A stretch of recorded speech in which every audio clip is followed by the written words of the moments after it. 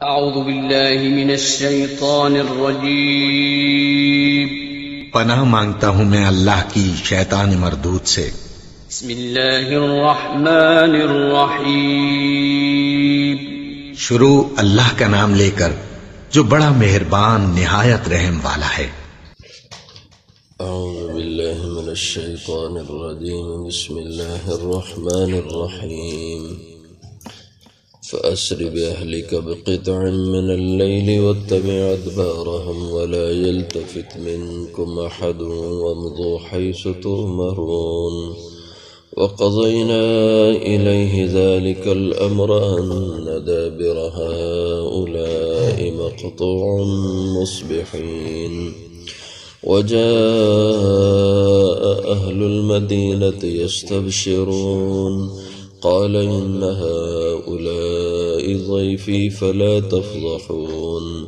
واتقوا الله ولا تخزون قالوا أولم ننهك عن العالمين قال هؤلاء بناتي إن كنتم فاعلين فأسر بأهلك بس آپ لے چلے راتوں رات اپنے گھر والوں کو بقطع من اللیل رات کے ایک حصے میں واتبع ادبارہم اور آپ چلے ان کے پیچھے پیچھے ولا یلتفت اور نہ مڑ کر دیکھے منکم احد تم میں سے کوئی بھی وامضوا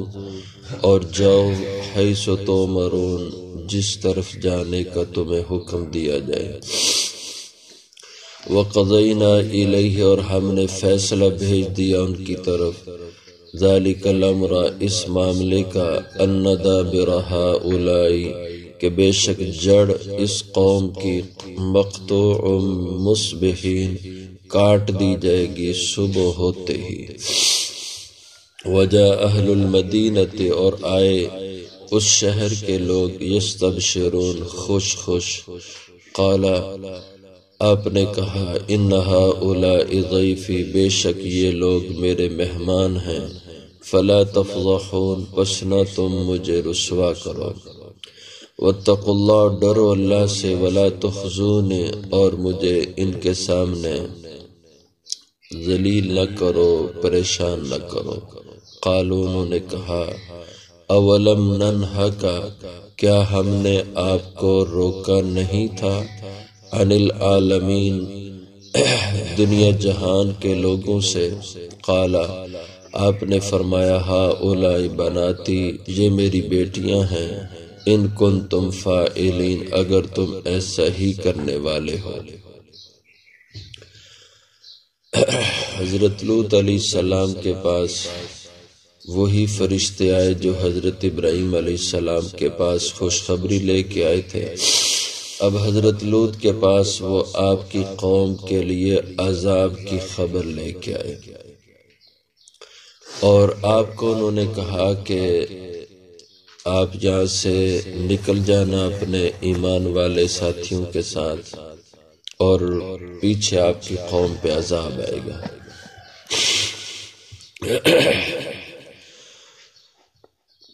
تو یہاں وجاء اہل المدینہ جو آگے آیت ہے وہ واقعہ کے اعتبار سے اس کو پہلے سمجھ لیں فاسر باہلک یہ اس کے بعد ہے تو جب یہ فرشتے حضرت لوط علیہ السلام کے پاس آئے تو بالکل نو عمر لڑکوں کی شکل میں خوبصورت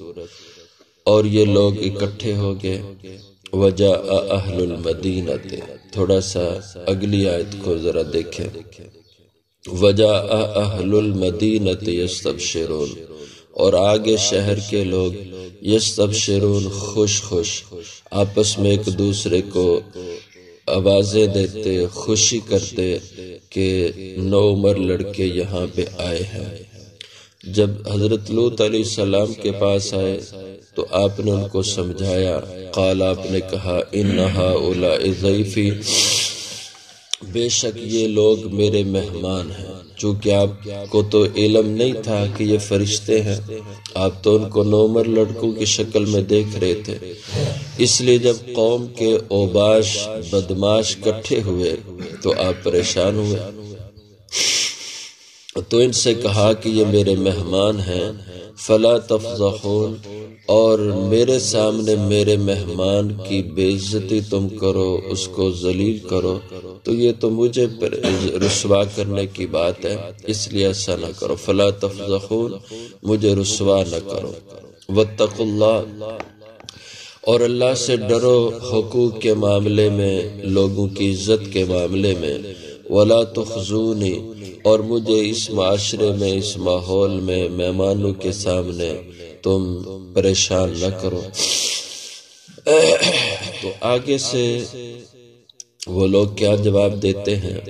کہنے لگے وہ لوگ، اولم ننہک عن العالمین، کہ آپ خام خواہ دوسروں کے ٹھیکیدار بن جاتے ہو، ہم نے کتنی بار تمہیں کہا کہ ہمارے درمیان اور دوسرے لوگوں کے درمیان میں تم رکاوٹ نہ کھڑی کیا کرو،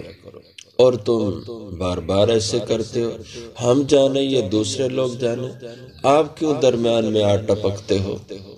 ہماری مرضی، ہم جو چاہیں کریں،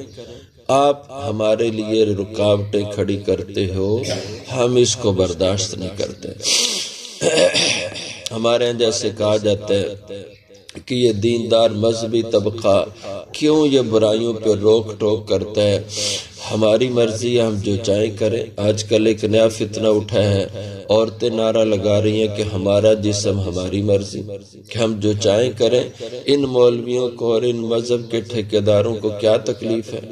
ہماری اپنی مرضی ہے، ہمارا جسم ہے، ہم اس کو جیسے چاہیں استعمال کریں۔ تو انہوں نے بھی یہی کہا، اولم ننہک عن العالمین، اے لوط، ہم نے تجھے روکا نہیں تھا، عن العالمین، دوسروں کا ٹھیکیدار بننے سے، دوسروں کے معاملے میں آڑے آنے سے آپ کو روکا تھا، اور آج پھر وہی کر رہے۔ ان لڑکوں کو چھوڑو، ہم ان کو پکڑے، ہم جو چاہیں ان کے ساتھ کریں، آپ کیوں آگے ان کے کھڑے ہوتے ہو؟ آپ کا کیا کام ہے اس معاملے میں؟ تو اس سے آپ بات سمجھیں کہ دین یہ پورے معاشرے کی اصلاح کا نام ہے، دین صرف اپنی عبادات کا نام نہیں ہے۔ اگر آپ معاشرے میں کوئی گناہ اور برائی ہوتا ہوا دیکھیں تو آپ کا کام ہے اس کے لیے روک پیدا کرنا، اس کے آگے رکاوٹ کھڑی کرنا۔ یہ کفر کا مزاج ہے کہ معاشرے میں جو ہوتا رہے، کسی کو کوئی اس سے سروکار نہیں ہونا چاہیے، ہر شخص اپنی مرضی سے جو چاہے کرے۔ یہ کفر کی سوچ ہے، اسلام کی سوچ نہیں۔ اسلام کی سوچ اجتماعیت والی ہے کہ معاشرے کو صاف ستھرا رکھنا، اور معاشرے میں اچھے لوگوں کا اس معاشرے کی بدی اور برائیوں کی نشاندہی کرنا، اور معاشرے کو ان برائیوں سے صاف اور پاک رکھنے کی کوشش کرنا۔ یہی حضرت لوط علیہ السلام کر رہے تھے۔ جو اس معاشرے کی گندگی تھی، آپ اس کو روکنا چاہتے تھے، لیکن معاشرے کے لوگ کیا کہتے؟ آپ کیوں ایسی رکاوٹ کھڑی کرتے ہیں، ہم جو چاہیں کریں۔ تو قال ہؤلاء بناتی، آپ نے فرمایا کہ اگر تم اس برائی کا ارادہ ہی رکھتے ہو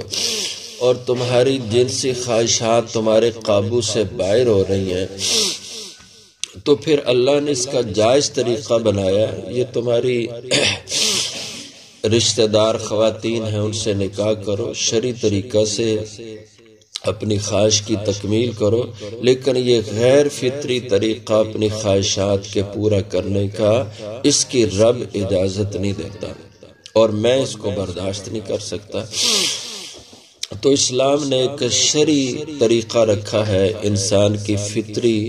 جو خواہشات ہیں ان کی تکمیل کا، اس کو چھوڑ کر غیر فطری طریقے اپنی خواہشات کی تکمیل کے اپنانا، یہ شیطنت ہے اور یہ شیطانی راستہ ہے۔ اور چونکہ دنیا میں ہم جنس پرستی کا یہ رواج سب سے پہلے اس قوم سے شروع ہوا تھا، اور اس قوم کو بھی یہ طریقہ شیطان اور ابلیس نے آ کے سکھایا تھا، اور ابلیس ان کو اس راستے پہ چلایا۔ تو یہ جو شیطنت ہے یہ ابلیس کا راستہ ہے اور یہ معاشرے کا ناسور ہے، بدی ہے۔ تو اس لیے آپ نے فرمایا قال ہؤلاء بناتی، آپ نے کہا یہ میری بیٹیاں ہیں۔ اس سے مراد یہ نہیں کہ آپ کے گھر کی بیٹیاں جو 2 یا 3 تھی آپ ان کے بارے میں کہتے ہیں کہ ان کو لے لو اور ان سے اپنی خواہشات کو پورا کر لو، یہ مفہوم نہیں، بلکہ ہؤلاء بناتی، چونکہ نبی کے لیے قوم اور امت کی بیٹیاں نبی کی بیٹیاں ہوتی ہیں، نبی ساری امت کا باپ ہوتا ہے۔ جیسے حضور صلی اللہ علیہ وسلم کے بارے میں قرآن کریم کہتے ہیں، اللہ تعالیٰ فرماتے ہیں وَأَزْوَاجُهُ أُمَّهَاتُهُمْ، نبی کی بیویاں تمہاری مائیں ہیں۔ اور حضور کی حدیث میں ہے کہ أَنَا لَكُمْ مِثْلُ الْوَالِدِ لِوَلَدِهِ، میں تمہارے لیے باپ کی جگہ ہوں۔ اولاد کے حق میں جیسے باپ ہوتا ہے ویسے ہی میں بھی تمہارے لیے باپ کی جگہ ہوں، تم سب میری اولاد کی حیثیت میں ہو اور میں تمہارے لیے باپ کی جگہ ہوں۔ تو نبی اپنی امت کا باپ ہوتا ہے اور امت ساری نبی کی اولاد ہوتی ہے۔ اس نسبت سے قوم کی بیٹیوں کو حضرت لوط نے کہا بناتی، میری بیٹیاں، تم ان سے شرعی طریقہ سے نکاح کرو، ان کنتم فاعلین، اگر تم ایسا کرنے والے ہو۔ تو چونکہ نکاح کا طریقہ اللہ نے ایک فطرت کا نظام بنایا، ہر مذہب اور قوم میں اپنے طریقے سے ایک نکاح کا تصور موجود ہے۔ آج کا بگڑا ترین جو معاشرہ ہے جس میں بے راہ روی انتہا کو ہے، اس دور میں بھی جو بد مذہب لوگ ہیں ان میں بھی نکاح کا ایک رواج ہے، جس طریقے سے بھی ہے، لیکن ایک نکاح کا نظام ہے۔ تو جس بھی معاشرے میں ہندو کا ہے، عیسائیوں کا ہے، یہودیوں کا ہے، پارسیوں کا ہے، دنیا میں کوئی بھی اس وقت بھی بد سے بد مذہب والا بھی ایسا نہیں ہے جن کے ہاں نکاح اور شادی کا تصور نہ ہو۔ تو یہ ایک فطرت ہے۔ اس فطرت کے مطابق حضرت لوط علیہ السلام نے فرمایا کہ ان کنتم فاعلین، اگر تم خواہش ہی پورا کرنا چاہتے ہو تو اس فطری طریقے سے پورا کرو۔ لیکن وہ قوم ماننے والی نہیں تھی، وہ زبردستی کرنا چاہ رہے تھے۔ تو فرشتوں نے حضرت لوط علیہ السلام کو تب اطمینان دلایا، کیونکہ آپ سخت گھبرا گئے تھے۔ آپ کی گھبراہٹ کو دیکھ کے فرشتوں نے آپ کو حوصلہ دینا چاہا اور کہا آپ گھبرائیں نہیں، ہم فرشتے ہیں، انسان نہیں ہیں، ہم کوئی لڑکے نہیں ہیں، ہم فرشتے اس شکل میں آئے ہیں، یہ ہمارے تک ان کے ہاتھ نہیں پہنچ سکتے۔ تب آپ کی جان میں جان آئی، آپ کو ذرا حوصلہ ملا۔ اس سے آپ قرآن کے اسلوب سے یہ اندازہ کر سکتے ہیں کہ یہ جو ہمارے ہاں خام خواہ لوگوں نے غلط عقیدے گھڑ لیے ہیں کہ انبیاء علیہ السلام عالم الغیب ہوتے ہیں، انبیاء علیہ السلام حاضر و ناظر ہوتے ہیں، یہ بالکل غلط عقیدہ ہے، قرآن کے اسلوب کے خلاف ہے۔ اگر ایسی بات ہوتی تو حضرت لوط علیہ السلام اتنے کیوں تڑپتے، قوم کے سامنے اتنی دل کی درد کی باتیں کیوں کہتے ہیں الیس منکم رجل الرشید؟ اور آگے یہ بھی الفاظ ہیں دوسرے مقام پہ لو ان لی بکم قوتا او آوی الی رکن شدید، فرمایا کاش کہ میری یہاں کوئی بڑی مضبوط برادری ہوتی یا میرے پاس بڑا ایک گروہ جوانوں کا ہوتا تو پھر میں دیکھتا کہ تم میرے گھر کا محاصرہ کیسے کرتے ہو۔ یہ بات ظاہر کرتی ہے کہ وہ کس قدر پریشان تھے۔ جب عالم الغیب تھے تو یہ اس پریشانی کا کوئی معنی نہیں کہ وہ پہلے سے سب کچھ جانتے تھے۔ تو اس لیے یہ خام خواہ کا لوگوں نے کھینچ تان کے نبیوں کے بارے میں یہ عقیدہ گھڑ لیا، قرآن اس کی تائید نہیں کرتا۔ تو اب پہلے آیتوں کو دیکھیں، فَأَسْرِ بِأَهْلِكَ، اللہ کی طرف سے یہ آپ کو فرشتوں نے بتلایا، حکم دیا کہ فَأَسْرِ بِأَهْلِكَ، لہٰذا اب قصہ تمام ہونے جا رہا ہے، اب آج کی رات آپ چلے جانا، نکلنا اپنے بِأَهْلِكَ گھر والوں سمیت، بِقِطٍ مِّنَ اللَّيْلِ، اس رات کے کسی بھی حصہ میں، وَاتَّبِعْ أَدْبَارَهُمْ، اور آپ پیچھے پیچھے ان کے چلنا، آپ کے جتنے ماننے والے ایمان والے ہیں، آپ کے گھر کی بیٹیاں، ان سب کو ساتھ لے کے جانا اور خود پیچھے پیچھے رہنا۔ ولا یلتفت منکم احد، اور مڑ کر نہ دیکھے تم میں سے کوئی بھی، وامضوا حیث تؤمرون، اور جاؤ جہاں تمہیں رب کی طرف سے حکم دیا جاتا ہے۔ اور اللہ نے ان کو حکم دیا کہ تم اردن کے علاقے میں تم یہاں سے چلے جاؤ کسی اور علاقے میں۔ تو حضرت لوط علیہ السلام یہاں سے چلے، بعض نے کہا اردن کے علاقے میں آپ کو جانے کا اللہ کی طرف سے حکم ہوا یا کسی اور علاقے میں، لیکن اس آبادی سے علاقے سے آپ کو کہا چلے جائیں آپ۔ وَقَضَيْنَا إِلَيْهِ، اور ہم نے فیصلہ بھیجا لوط علیہ السلام کی طرف، ذَلِكَ الْأَمْرَ، اس معاملے کا، کہ أَنَّ دَابِرَ هَؤُلَاءِ مَقْطُوعٌ مُصْبِحِينَ، بے شک دابر کے معنی ہوتے ہیں جڑ، بے شک جڑ اس قوم کی، مقطوع کاٹ دی جائے گی، مصبحین صبح ہوتے ہی،